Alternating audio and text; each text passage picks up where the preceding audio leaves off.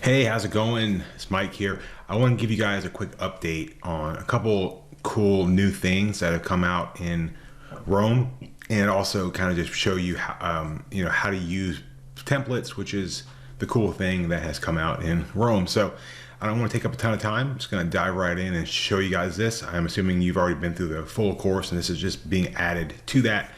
So what I want to show you what I've done, if you guys, again, if you don't have access to the Copywriter Rome graph, just send me an email, mike@copywriterbrain.com. And now that I have some more time on my hands, I'm going to continue to work to fill this thing out more as well. So first thing, if you go over to templates, you'll see it's getting a little bit more organized. So we have some general copy templates here. And I think there's 1, 2, 3, 4, 5, 6 of them.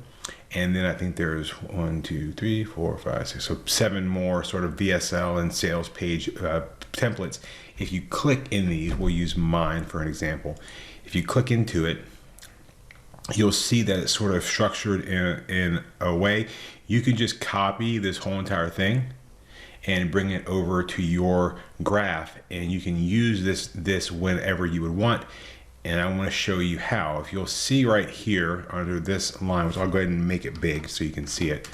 You can see where it says templates, and this is just how I named it.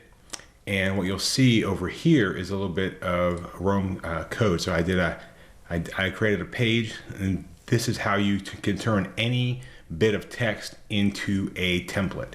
So you'll see it that it says Rome/templates. That's the page name. To make it look a little bit different than a full page, I add the hashtag, and that kind of does that. This is a CSS function, but the important thing is this is going to be how you find the template, and then everything under this is going to become part of the template.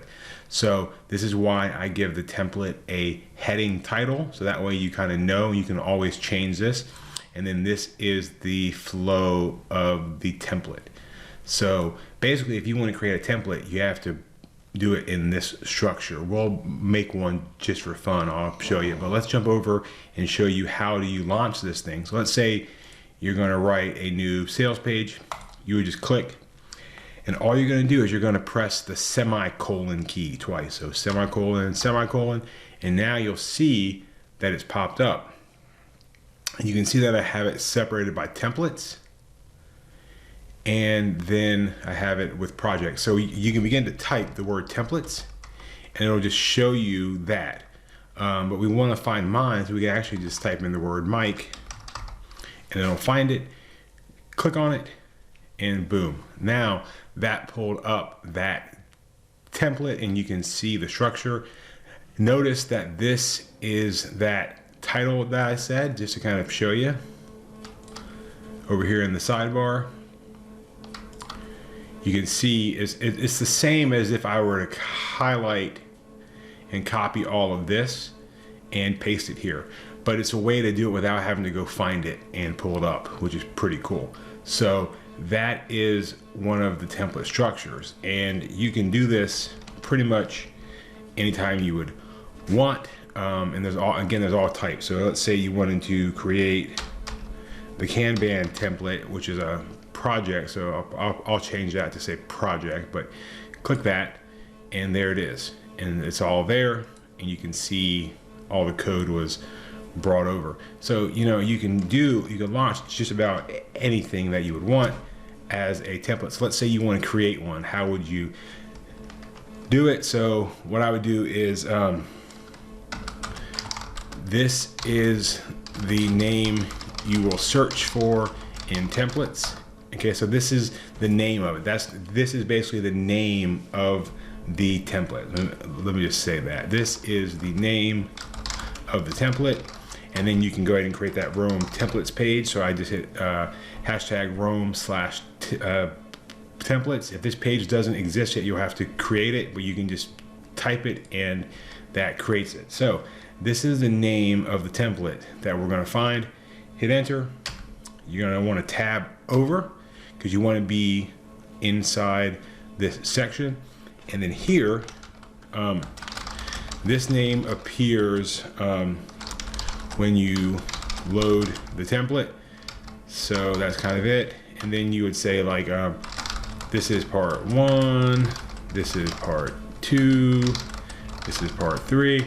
One of the cool things is that you can also do anything here. It doesn't have to just be text, right? So whatever you create will appear there. So whether it's an image, a video, whatever, it would appear there. So but I'm gonna just keep it simple.